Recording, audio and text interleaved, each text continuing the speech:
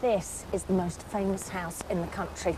It was home to the most talked about TV show of last year. In every workplace and living room and during every cab journey and tea break, there was no escaping the power of Big Brother. But if you thought that was mad, hold on to your pants, because here comes Comic Relief's celebrity, Big Brother.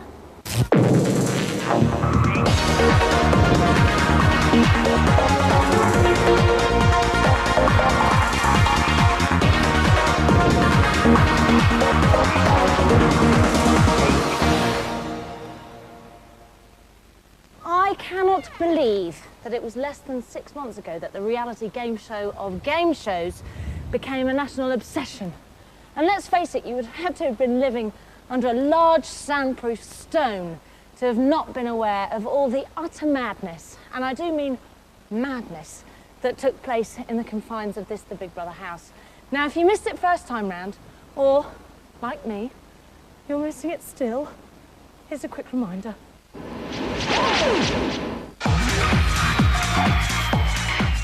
In Big Brother, a group of total strangers mad enough to share their lives with the nation came together to live under one roof for 10 weeks in a specially constructed house in East London.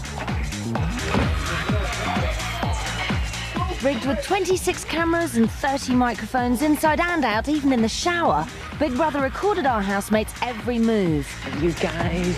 All day and all night, 7 days a week, and broadcast them to millions.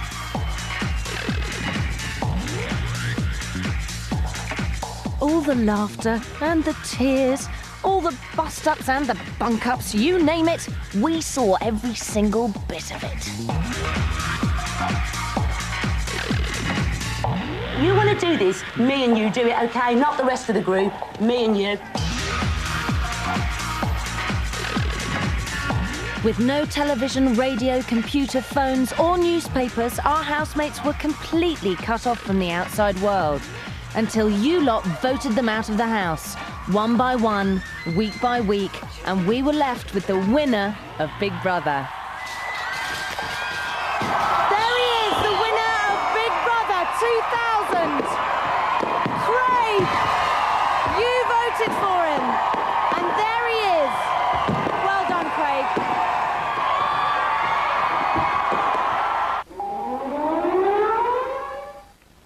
And we're going to do all that all over again, but with nubs on.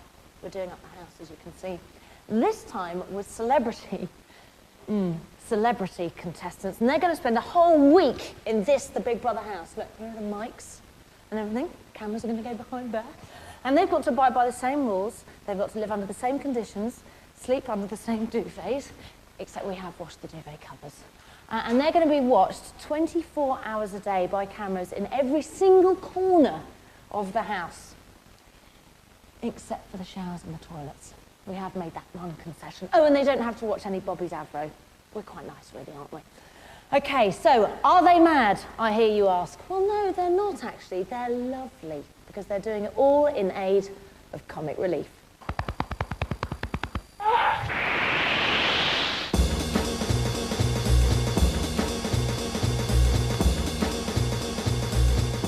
Since Comic Relief began in 1985, all kinds of red-nosed nonsense has raised a staggering £174 million. People all over England, Scotland, Wales and Northern Ireland have done more than their fair share of fooling.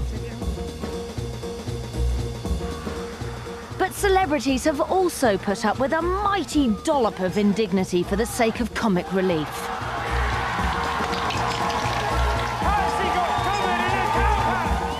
It's been an extraordinary concoction of comedy for a fundamentally serious purpose, to help the lives of some of those people in both the UK and Africa who have it toughest. And yet somehow, the levity of the way of raising cash and the gravity of the cause never seem to have clashed. I have first-hand experience of the projects Comic Relief works with, like this slum in Nairobi. Say, in all honesty, really, I just want to get the hell out of here. I mean, this place is hell on earth, and I've been here, you know, a matter of hours. I mean, imagine spending your lifetime somewhere like this. It's just unimaginable. And while at first it's depressing, the experience becomes totally exhilarating, seeing the changes we can make together. Like these people moving into new homes, away from the slums, with the help of money from Comic Relief.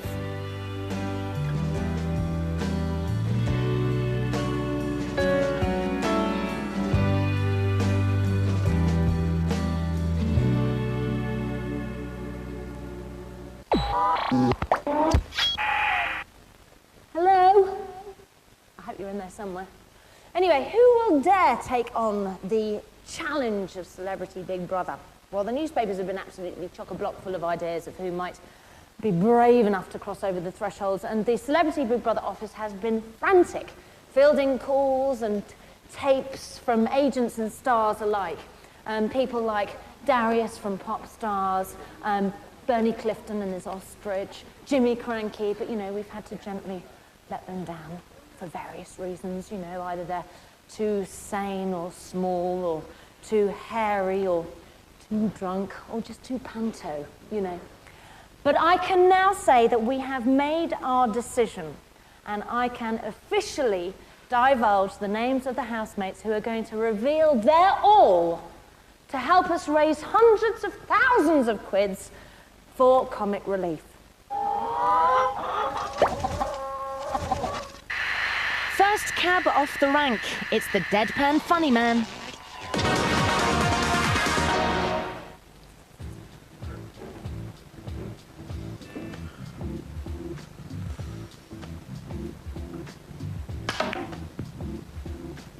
I'm Jack D. I'm a comedian. I live in London, and I'm giving up my wacky showbiz lifestyle for up to a week to live in the Big Brother house for Comic Relief.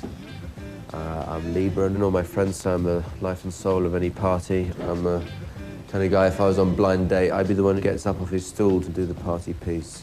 You know, like an impression of Basil Brush, something hilarious, and then, you know, make an absolute to myself, and then not get picked. Okay? Can you stop following me? It's driving me nuts. Can you just switch it off, right? The camera's really... I'm going to get angry in a minute. Through the second square window, we can see the perfect princess of presenters. Hello, I'm Anthea. I'm 40 years old. I'm a television presenter, and I live in leafy Surrey with my husband and a menagerie of animals, which include dogs, cats, and horses. Now, apart from my husband, the love of my life is actually a Spanish stallion called Caramello. He's quite gorgeous and knows it. What comes out of his bum's not very nice. I have to clean that up most mornings. But I don't actually find it quite therapeutic, especially grooming him. So I'll really miss that, because I won't have anything or anybody to groom. Unless, of course, anybody would like a bit of a brush and a tickle in the morning. In the house, I think I might end up head of cleaning, because I love it. I don't even complain about doing it, which is a very sad part of my nature.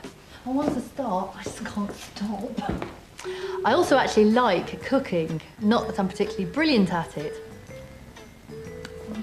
You see, you just can't beat the taste, the tang. Although my favourite meal of all time, ever, is just gorgeous and salivating baked beans. I actually go a bit strange if I don't eat beans for at least 48 hours.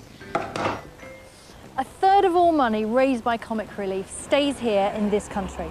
This is the Crescent. It's a residential and training project in Surrey for disadvantaged young people. And it's on my doorstep, just like there are Comic Relief projects on your doorstep. And it's one of the reasons that I'm going to swap my house and stay in the Big Brother house. Next into the danger zone, it's the boy from Boyzone.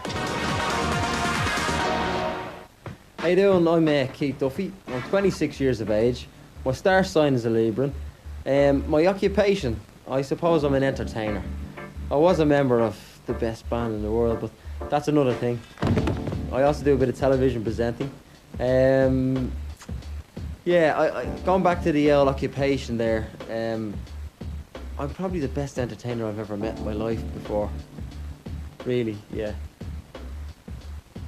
When I'm not working, and I'm not in the bar, I do like to try and look after myself. I do like to try and beat the fat tissue, just a little bit, you know, just to keep my my public interested, you know. But what am I gonna miss when I'm locked up in the Big Brother house for a week? But it goes without saying, I'm gonna miss my babies. I'm gonna miss my wife. I'm gonna miss chilling out at home in my house, watching television, reading a book, playing a video game. All those things you can't have. You don't miss them till they're gone, so I'll miss them.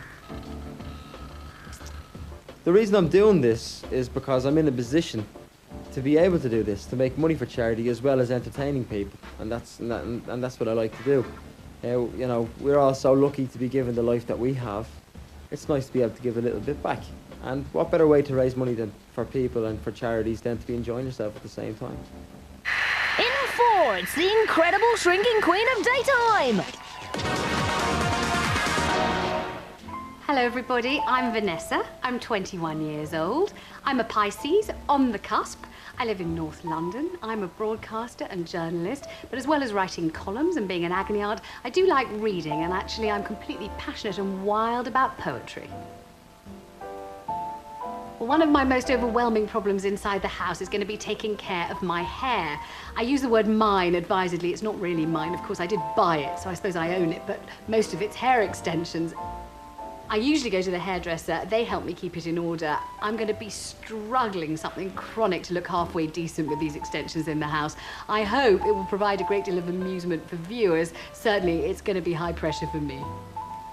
Well, as you probably know, I've lost a great deal of weight, and I've done it mostly through exercise. So when I'm in the house, I want to make sure that I do keep up my training, particularly my boxing and my kickboxing. And I suppose if I've got any trouble with the blokes, I'll be able to sort them out, won't I?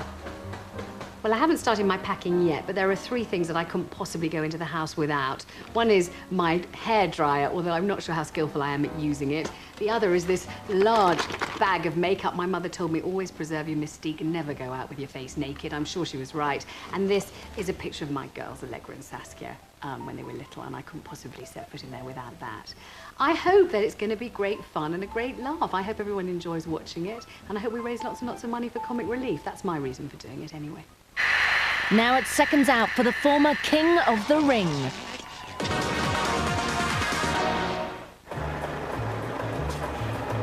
How do you do? Most of you know me by the name Mr. Eubank. Well, this is a family show, and it's all to raise money for charity, so you may refer to me as my friends do. Just call me Lord. Thank you. 7 days, they've asked me to give up to go into the Big Brother house. They call it a challenge. For me, I see it as a marvellous opportunity, being able to raise millions of pounds for comic relief now. When I think of being able to sit down in front of millions of viewers and showing my true self, which I've been trying to explain for so long to the people at large, it just gives me, it raises the hairs on the back of my neck. It's a marvellous opportunity. Thank you. Most of you know me for my boxing abilities. However, as I'm retired now, I get great joy out of reciting poetry. Now, there's one what goes a little like this.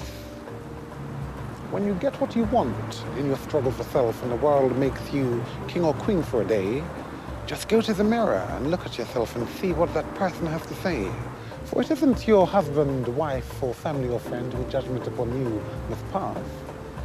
The person whose verdict counts most in the end is the one staring back from the glass. Now, you may fool the whole world down the pathway of years and get pats on your back as you pass, but your final reward will be heartaches and tears if you've cheated the person in the glass.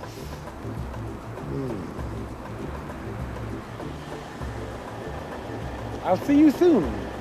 And who knows, perhaps sooner than even I think.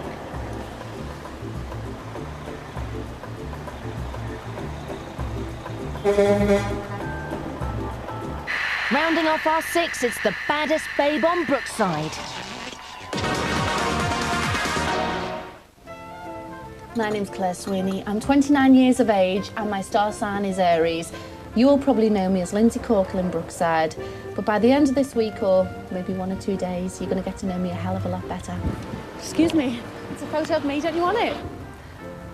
I went to stage school from the age of 11 and I always wanted to be a singer, and I did for a while, but then I got into Brookside. I love being in Brookside, but I still keep up my singing lessons, and maybe I can give a few when I'm in the house, be quite interesting. The thing is that I'm quite shy about singing. I don't like to shout about it, really. You're here, there's nothing I feel. Mum and Dad are away on holiday at the moment, and when I got the call about Big Brother, I couldn't tell them. So when they come back from the holiday, they're going to be wondering where I am. So I might just leave a little note saying, watch BBC One tonight or Channel 4, and then they'll see I'm locked up with 5 other people. Quite bizarre, really. But I think it's for a great cause and comic relief, and it's a great idea, and I was very, very flattered to be asked to be part of it.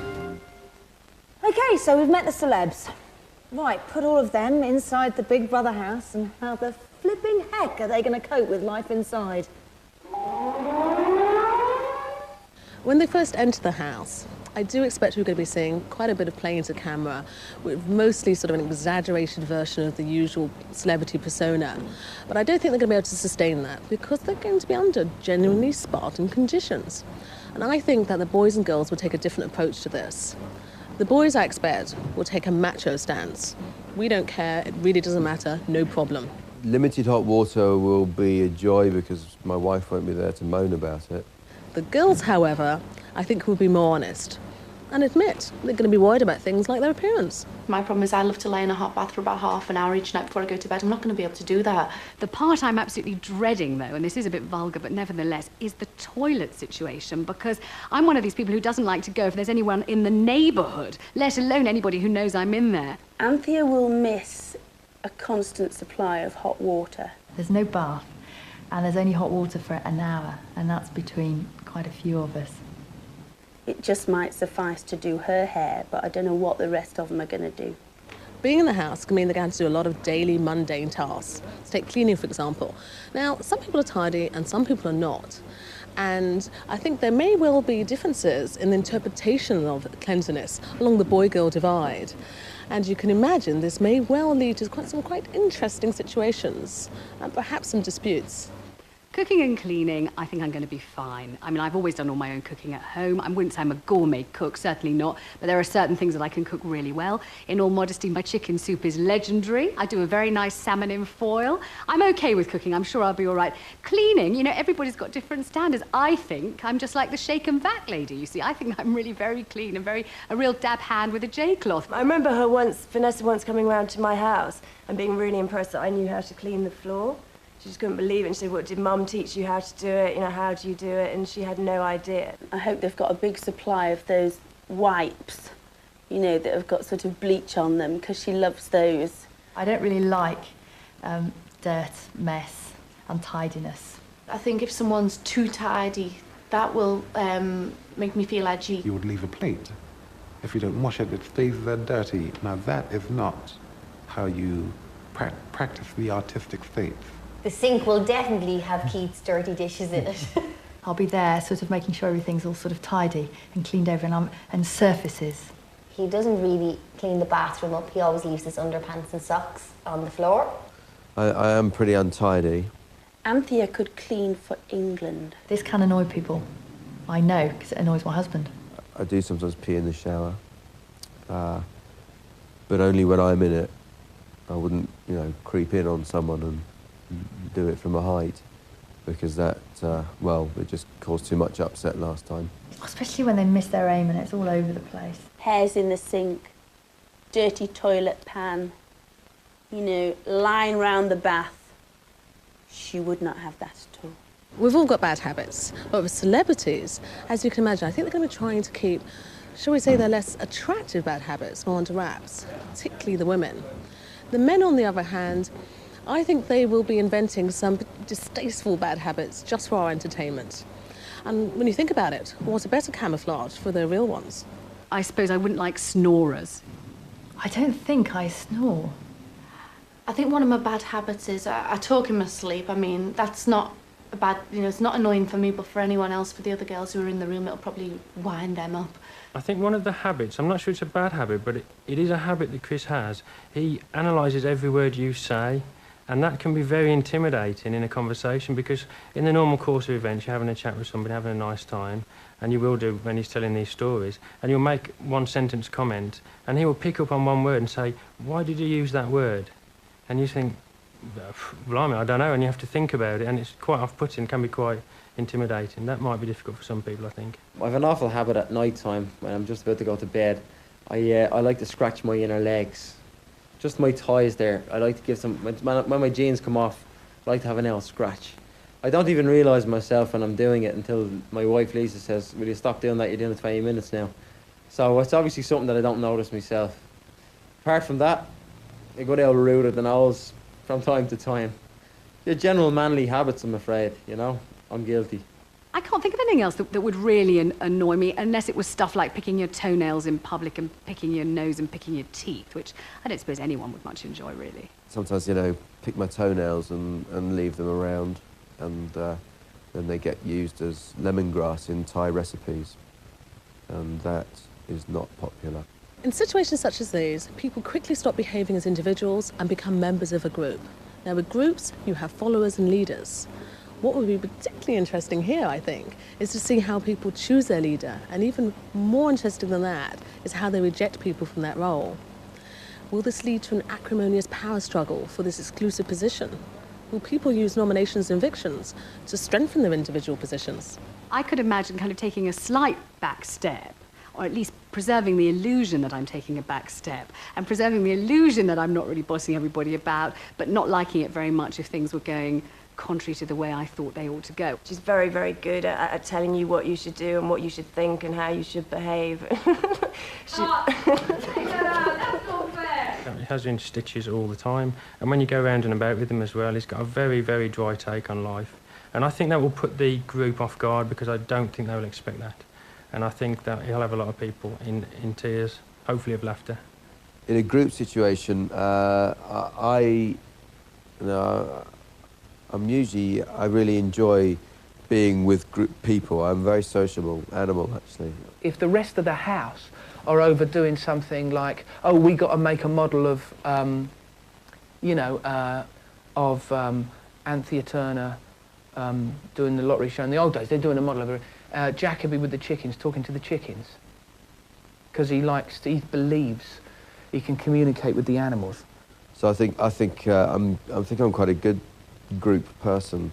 Jack, I suspect, will more be like the weasel or the hyena running behind the pack, who would come in and eat the scraps when the nobler team leaders have finished. My instinct will be to take over and to start ordering people around, so I'm going to have to restrain that impulse and be aware of it, because there's nothing more annoying, really, is there? The bloke out of the pop band, what is it, Boys Life? Boys In? Boys and Men? Boys in Men? What's it called? Boys Own. Well, obviously, I've never heard of them, nor will Jack, because we're men who are still basically think Bad Company are a happening outfit. I think he might well try and take the kind of the superior male role, and we're calling him Sonny quite a lot, ordering him around, telling him what things were like pre-decimal. Ultimately, what is going to be really fascinating about Celebrity Big Brother is celebrities are used to presenting a finished product to their public. I really believe that these celebrities must wholeheartedly want to support a good cause like Comic Relief, because I can't think of any other reason why any sane person in the public eye would want to take part in something like this, because we're quite vulnerable anyway and quite exposed to the press anyway and to the general public. And this, to me, seems like just being fed to the lions. For once, they're really going to be laid bare. We're going to see the good, the bad, and very possibly the ugly. I'm really looking forward to it, because I've never, ever shared with anybody. I lived at home with my parents, then I went off to Cambridge University. It was all rather posh there. I had my own bedroom and bathroom. And then I got married, so I've never done the flat sharing, hanging out with people of your own age and living together thing in my life. So that's one of the things I'm most looking forward to. I see friction. I mean, I'm not being Mystic Meggy, but I see friction. 24 hours with the Big Brother's going to be a bit of a nightmare, I think. But they're all nice people. I'm sure it'll be fine. I think one of the most depressing times I've ever had in my life is actually living on my own. I don't like that, so I'm really at my happiest when my husband's here, the children are here, their friends are here, you know, people are staying over for the weekend or something, and I'm busy tidying and cleaning and looking after everybody. So that's me at my happiest. So, but of course that's living with people I know, but what it's like living with people I don't know, I can't really tell you because I've never done it. I bet somebody's come up to Anthony and said, hey, how about doing Big Brother house? I bet she hasn't even seen Big Brother. And I bet she's, oh yeah, that sounds a great idea. Let me go and do it. And she's going to have such a shock. You know, her tiny little case. And in that case, she'll probably have so few clothes because she's going to have all her cleaning utensils in there and her Pollyanna manual. You know, she's going to die. I suspect the women he'll probably have a hard time. He'll weasel up to them. Come bedtime, when he's feeling the urge, he'll suddenly get very, very friendly. You know, we've all done that. Then when he finds that they are impervious to his somewhat limited charms, I suspect he'll turn nasty, lashing out angrily at anyone within range, possibly the young Boys Home fella. If I was the Boys Home guy and I hear Jack being turned down by the ladies, I'd tuck that duvet in extra tight. Whatever happens in this house, one thing is for sure, that this kind of strange stew of people all living together for 1 week will most importantly be raising money for comic relief. Now, every call you make to evict someone from Big Brother will be doing good, helping orphans in Uganda find homes, or providing refuge for battered wives in Britain. Now, from the minute they come and get ensconced in this house, the celebrities will be raising money with your help. Just like in the original Big Brother, our celebs will have to privately nominate each other for eviction and give their reasons why. She's very selfish. She's quite bloody minded. This time, the nominations will be done every other day across the course of the week. It's horrible. It's absolutely horrible what we have to do. Nominations are then announced to the housemates. Andrew and Caroline. Oh my God. I don't believe it. And once they're revealed, you get voting by phone for who you want to see leave the Big Brother house. The most hated woman in the building. Every time you pick up the phone to evict a celebrity housemate, you'll be raising crucial cash for comic relief. The third person to leave the Big Brother house will be Caroline. And if the enormous amount of votes in the first series is anything to go by, at projects from Aberdeen to Addis Ababa, people whose lives are hard will soon be celebrating their socks off. Just imagine what it will be like. It's quite scary, actually. You guys can catch the dramas and the traumas yourselves, and also the nominations and the evictions every night from now on, as we watch the celebrity housemates get whittled down to 3 finalists, and then live on Red Nose Day we find out who you have voted as the winner of Celebrity Big Brother. So guys, come on, get watching, get arguing, get phoning, get voting, and please get giving, and help Comic Relief say pants to poverty. And don't forget, Big Brother's watching, so you better be good, okay? Good night. Friday night BBC One with the Manic Street Preachers, Nelly Furtado and Atomic Kitten. It's Top of the Pops next.